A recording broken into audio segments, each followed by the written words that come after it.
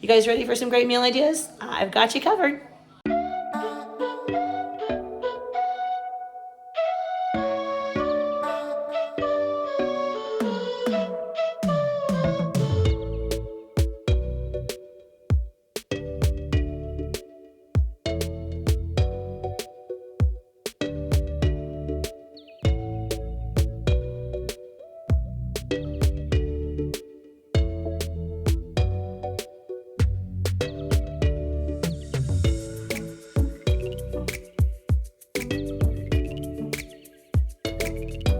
Hey friends, happy Tuesday. Is it Taco Tuesday? Not really, it's Tostada Tuesday at my house. That's what I'm making tonight. But first, let me just welcome you guys back to my channel for another What's for Dinner video. If you are new here, I don't normally sound like this. I normally sound much better. Been a rough week here.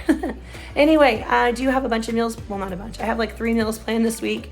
As you can tell, sickness has hit our house. It hit last week and we're like to the tail end of it. Sounds worse than it is. I did film last night's dinner, but I was unable to speak at all. No voice, so there's a voiceover for that one. But I am cooking tostadas tonight, chalupas, whatever you want to call them. And I can talk, so we're gonna roll with it, and we're gonna make some awesome dinner tonight. It's really simple. My kids do have a dentist appointment this afternoon, so I needed a very quick and easy dinner because when we get home, it's dinner time, and I need to be able to get it on the table real quick. Let's see what's tomorrow. Oh, the leftover pork. We made a pork roast together like 2-ish weeks ago, I think. One in the slow cooker. It was fantastic. A Mississippi pork roast. I had a ton left over, so I froze it. We're gonna be using that tomorrow night, and we're gonna make some enchiladas. Of course, you could always do like smothered burritos or any kind of burritos you want, but we're gonna do enchiladas. They're gonna be fantastic. I will show you the burritos because my oldest does not eat cheese, and he would rather have a kind of fried burrito thing with some green chili enchilada sauce on top. But anyway, that is the meal plan for this week. It is short and sweet because, again, we have been sick. But these are some winning recipes. You guys are gonna love them. Stick around, hit that subscribe button if you are new because I have tons of great recipes on my channel already and a lot more coming your way this year. I am focusing a lot more on home cooking, pantry cooking, all that kind of stuff, cooking from scratch. So I've got a lot of great stuff coming your way. All right, guys, let me flip you around and let's get cooking. Alright, so we are starting off with our chicken fried steak. This is something I used to make from scratch all the time, and I stopped about 9.5 years ago. About the time my middle son was born, I'd had a baby, and that season of life was more about convenience food. And lo and behold, like right after he was born, I found out I was pregnant again, and that convenience food season of life continued for quite some time. It's only in the last few years I've kind of gotten back more into cooking a lot more from scratch, which is something I used to do, and I really enjoyed it. So I am kind of enjoying getting back in touch with that. I always loved it. I always found just something, I don't know, something really good and comforting about making things from scratch. So tonight I'm going to do my chicken fried steak. Instead of the frozen one, I'm going to do it from scratch. I start off by making my breading, and I just do flour, garlic, salt, onion powder, and Longhorn Steakhouse seasoning, but you can really season it however you want. I get that Longhorn Steakhouse seasoning at the Dollar Tree, so it's not anything like extravagant or expensive. You can just do salt, pepper, and garlic powder though, totally fine, whatever you like. I also throw a little extra salt in there just because it can be bland. For the liquid portion, I do 1 egg and about 3 tablespoons of milk, 1 tablespoon of Frank's Red Hot sauce, and I kind of go like a little heavy on that tablespoon. It's probably a tablespoon and a half. And then a tablespoon of Worcestershire sauce. I love like the zippy tang from the Frank's Red Hot. It just barely comes through, but it's there. And then I love that like deep, bold, beefy flavor from the Worcestershire sauce. It just really, really makes for a nice breading at the end.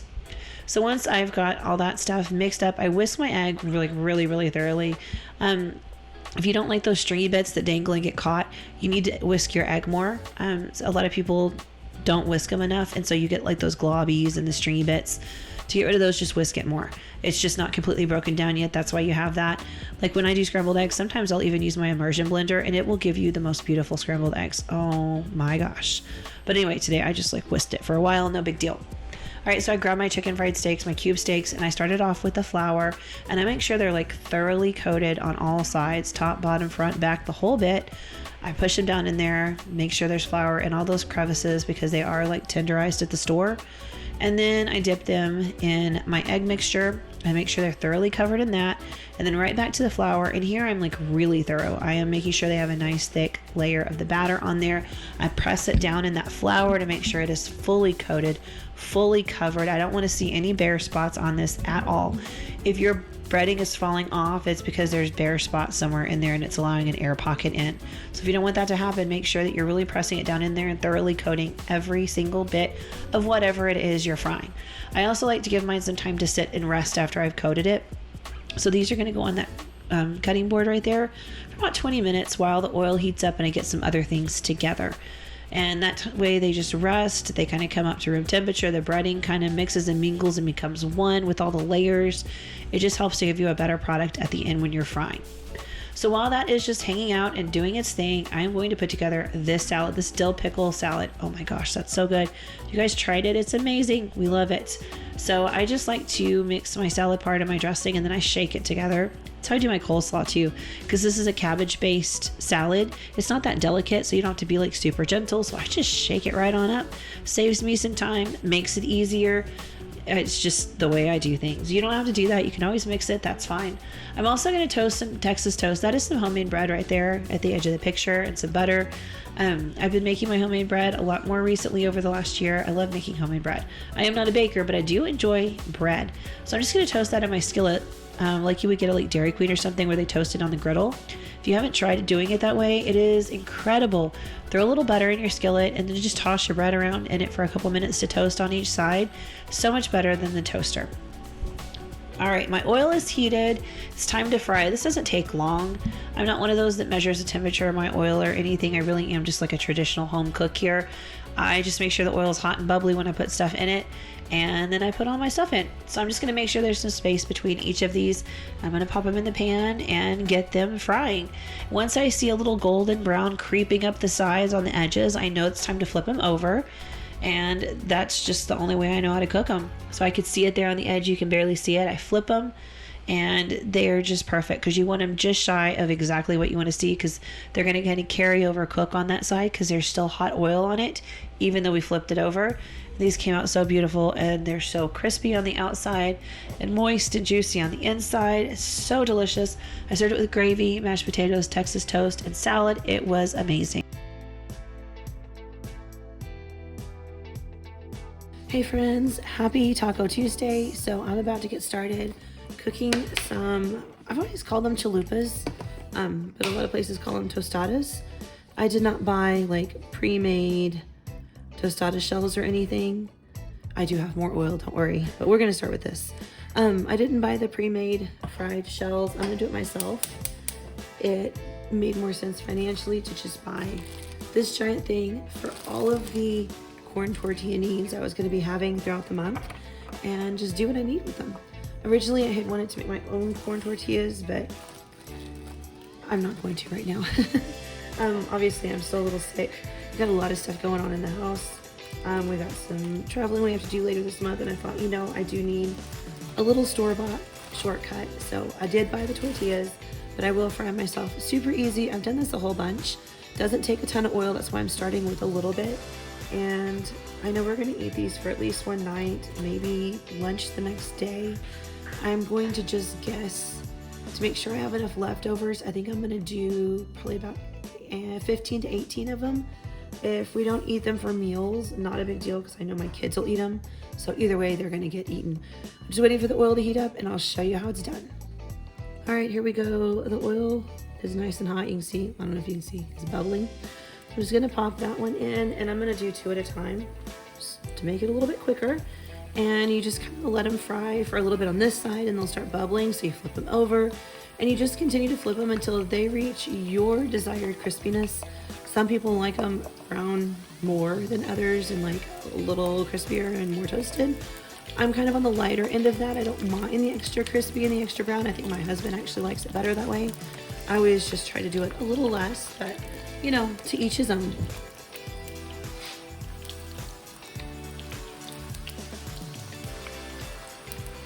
I think there's room for a third, so let's give it a shot.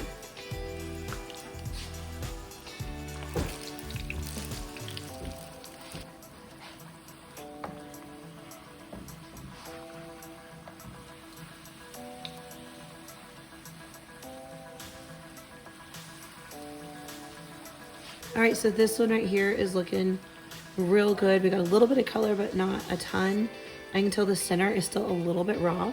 When I flipped it over, you know, that center part's really down in the oil, so it's gonna get a chance to cook.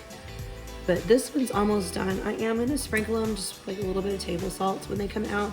So it's more like a tortilla chip that you buy in a bag or you get at a restaurant or something, just for a little added flavor. I know one of my kids likes to eat them just plain. So I'm gonna do that. And we're gonna use these to make chalupas, tostadas, whatever they're called later.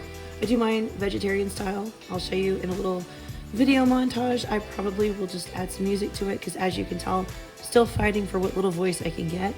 But I just do beans and tomatoes, salsa, lettuce, cheese, sometimes jalapenos, stuff like that. If I have pico de gallo, I always throw some on there, super tasty. But it is so good, and it is definitely one of our favorite meals. My husband is one of those, like, he wants meat with every meal, but he gets so excited over this meatless meal. He loves it. So this is my alternative this week to Taco Tuesday. Still like Mexican themed, but just a little different.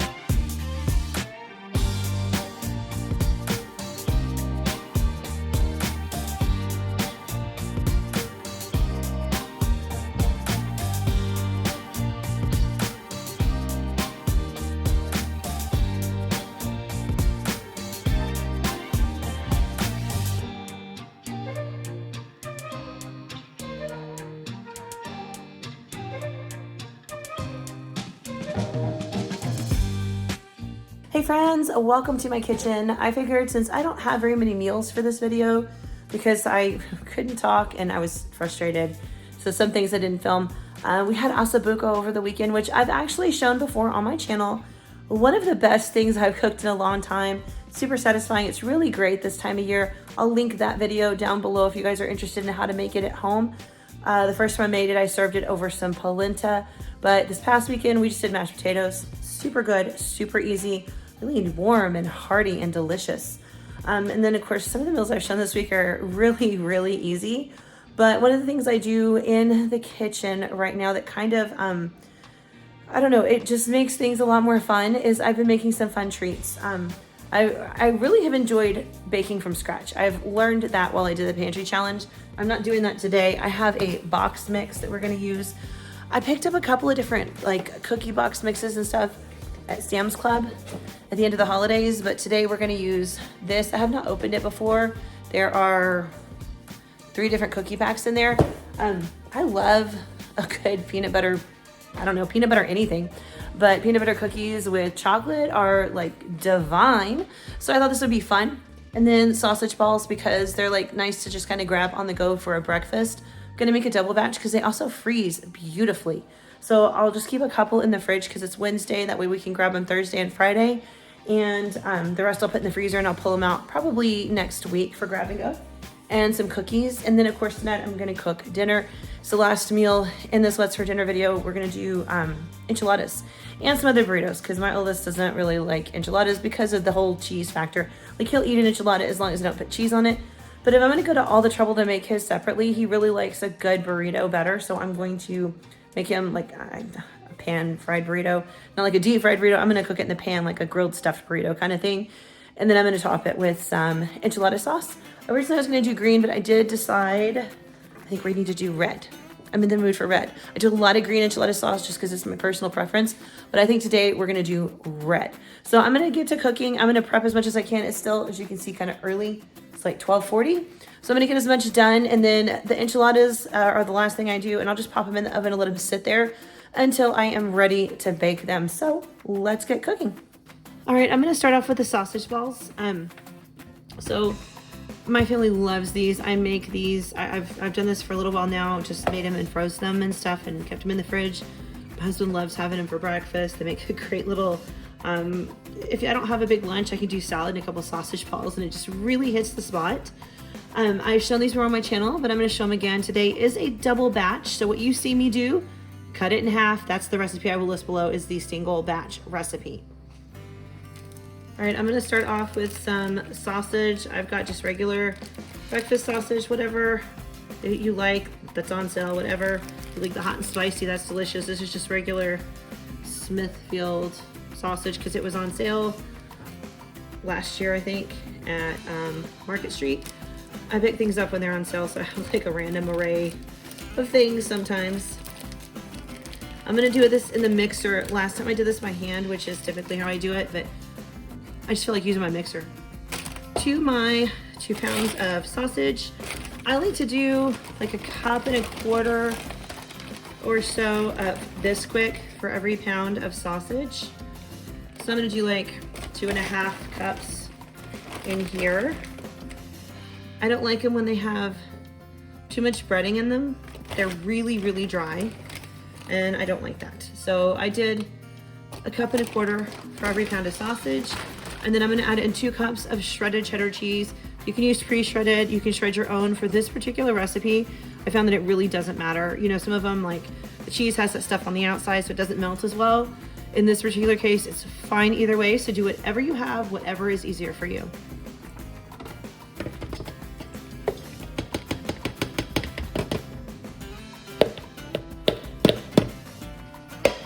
I did not measure, I just shredded a little 8-ounce block of cheese, and I am using sharp cheddar just because it brings a little more flavor, but I mean, whatever is fine. I used to make these with just regular cheddar all the time, and that was great too. I made them with Colby Jack. I just, over the last like 2 years, I've started using sharp cheddar a little more because you don't have to use as much to get that really great cheesy flavor. And I'm going to mix this cautiously because it's really full.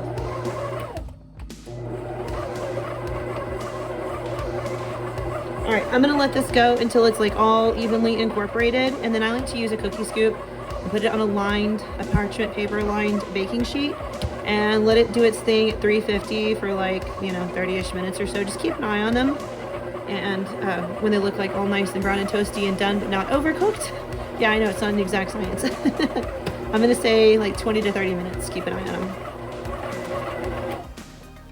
All right, that looks good, really well mixed and incorporated. If you feel like it's a little bit too sticky, you can always add a little more BISQUICK to it. I'm gonna add just a tiny bit. This mix is so much better than when I do it by hand.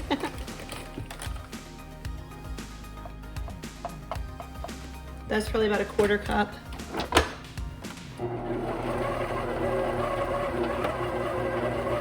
All right, as soon as it's done, I'll have my cookie sheet lined and we will be ready to rock and roll with the rest of it.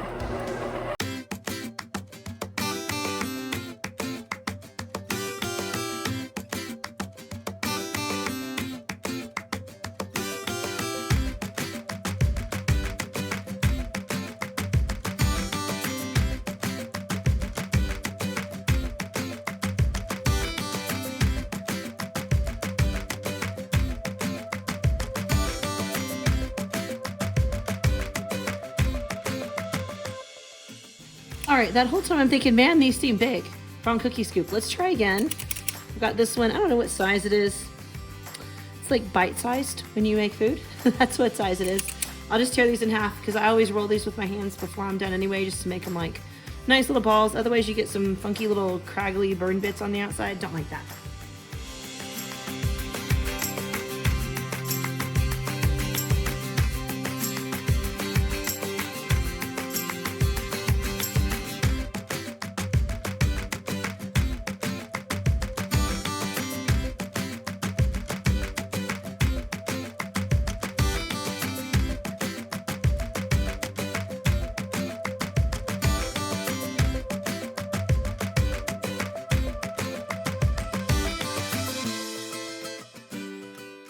All right, there are my sausage balls right out of the oven. I'm going to transfer these to anything else I can think of and put down fresh parchment because this is the pan I need to bake my cookies on because it's my only really big cookie sheet. The rest of mine are much smaller than this, so poor planning on my part or poor planning on my kitchen, I don't know. It's all good. I'll just get these transferred somewhere else to cool off and try to resist the urge to eat one right now because these things are so stinking delicious. I cannot wait to have one.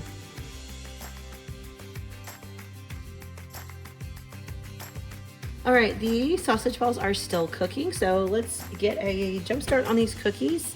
I did take a minute to kind of clean everything up, wash all the dishes. I just find it's easier if I clean as I go so that I don't have like this mountain of dishes waiting for me, especially because I'm the only person in the house right now, so there's no one to do dishes but me. All right, so this cookie mix looks real simple. We're gonna do 1 egg.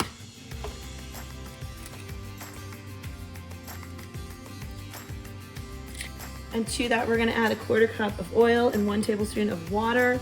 I'm using coconut oil.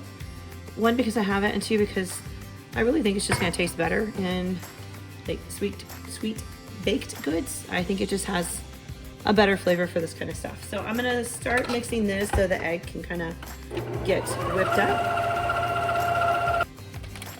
I do love using like box mixes and stuff because it's so fast and easy, but I really did notice the true difference in quality and taste when I was making everything from scratch.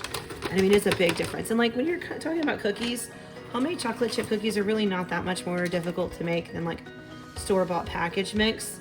So I'm gonna use all this stuff up, but then I don't think I'm gonna buy much more of the box mixes. I think I'm gonna do it from scratch. All right, that looks really good. I'm gonna turn this off. I'm gonna line a cookie sheet parchment, and then we're gonna drop this. I'm gonna use my little cookie scoop again, and we're gonna drop it in little balls on a cookie sheet, and we're gonna bake it. How long do we bake it? 350, 10 to 12 minutes, or until the edges begin to brown. And I'm gonna pull them out and immediately put Hershey Kisses in the top.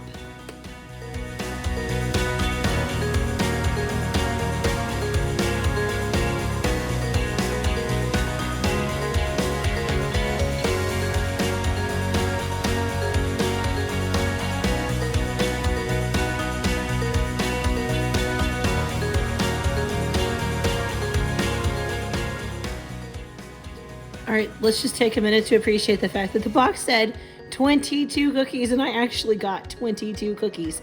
That never happens to me, like never, ever, ever, ever. But there's 22, how awesome is that? I don't know, it's the little things in life, right?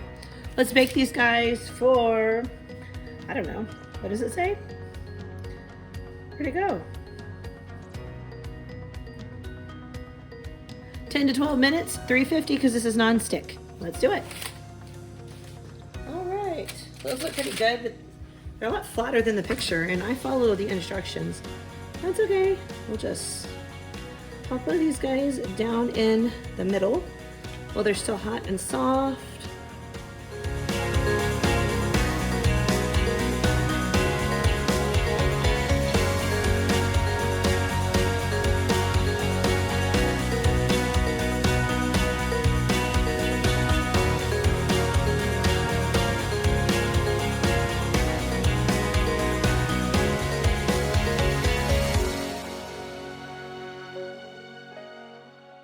There we go.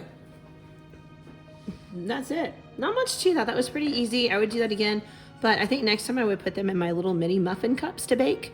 That way it looks more like the picture where like the cookie's just barely bigger than the Hershey's Kiss. But either way, it's all gonna taste really good. Super excited about it. Dessert is done. Let me get some things squared away and we're gonna move on to dinner, and then we'll be done in the kitchen for the day.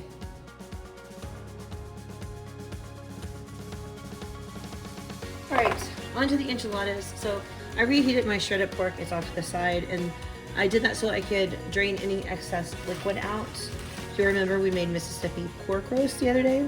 So when I froze it, I knew there was gonna be like extra liquid in there, and I didn't want that in my enchiladas because I don't want it to just be swimming in that greasy sauce. So I heated it all up and then I strained it out. right, so now I'm gonna prep my tortillas. I've got some oil, and it's probably a little hotter than I want it to be because I got preoccupied. This is the way I've always done this. I have tried the method where you dip them in the warm enchilada sauce, and I just find this easier. At the end of the day, it's just easier. So I'm gonna just pop this corn tortilla in this oil for just a little bit of time, just like that. It's still soft and it's pliable, but it won't crack and break when I get ready to try to roll these up. And like I said, my oil did get a little too hot, and I knew that. Usually it takes about 10 seconds as opposed to the like 5 that my oil is taking. But you don't want to overcook them. You don't want to get any color on them. This just softens them up so that they are pliable for rolling. I'm gonna do this. I'm just gonna do a dozen enchiladas because we'll eat on this for a couple of days, and it's really just me and my husband. One of my kids might be up for trying it. I don't know. But this will be, you know, dinner for the next couple of nights, stuff like that. I'm trying to kind of cook and get ahead. I do have some stuff to do later this week and some projects around the house, and obviously I'm still having issues with my voice, so I'm kind of just having one of those batch cooking days so that hopefully I can kick this and come back all better in a couple of days.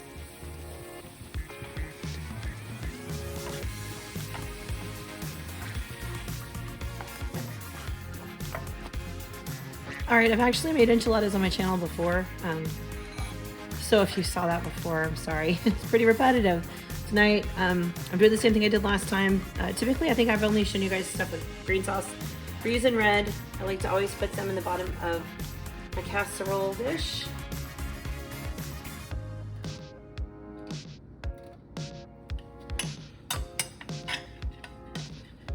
And just smear it all around, like so.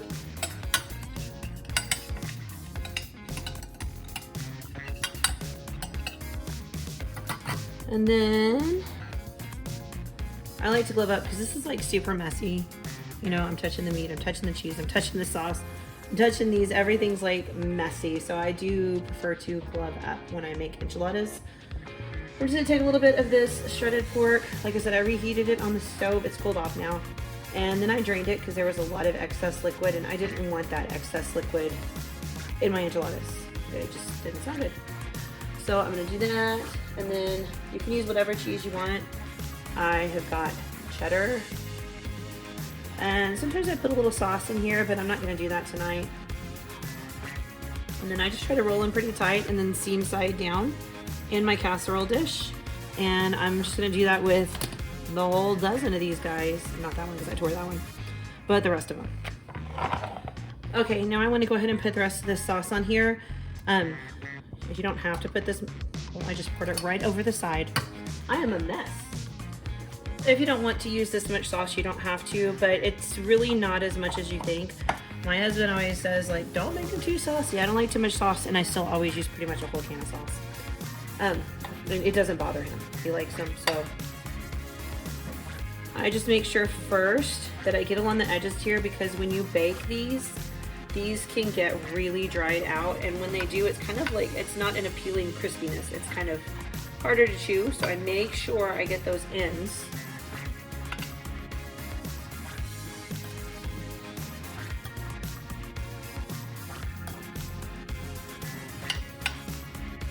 And then I always go along the edges like this. Just kind of helps keep them from sticking too much along the sides. So like when you pull them out, they're less prone to ripping apart because they're stuck. And I just drizzle right over the top. And I try to make sure everything's pretty covered in sauce. And these are not huge cans. This is 10 ounces. So it's not like it's, you know, a 16 or 18 ounce can. I've seen some people do these and use one of those giant cans. So I suppose I probably do use less than some people do. I think this is the perfect amount.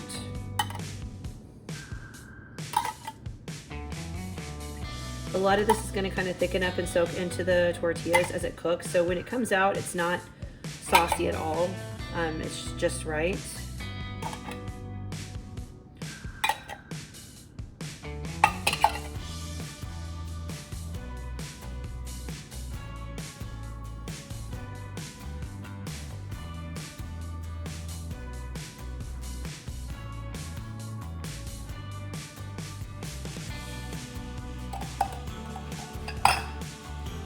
And then I'm gonna top it with cheese, and I am pretty heavy-handed when it comes to cheese. Like, I'm not even gonna try to lie about it. I like them real nice and cheesy and gooey and delicious. I am not eating enchiladas to be like super healthy. I'm eating them because they are yummy and fantastic and delicious. So this is not a healthy meal at all, but I will serve some salad on the side because I have salad and I want to eat it. I bought all those bag salads if you saw my grocery haul. We did the dill pickle the other day, so tonight I'll probably do, I guess, the everything. Probably be nice with this. When I go to Mexican restaurants, they always serve like a little salad on the side. It's really just like lettuce and tomato. So I feel like any salad will be fine with this.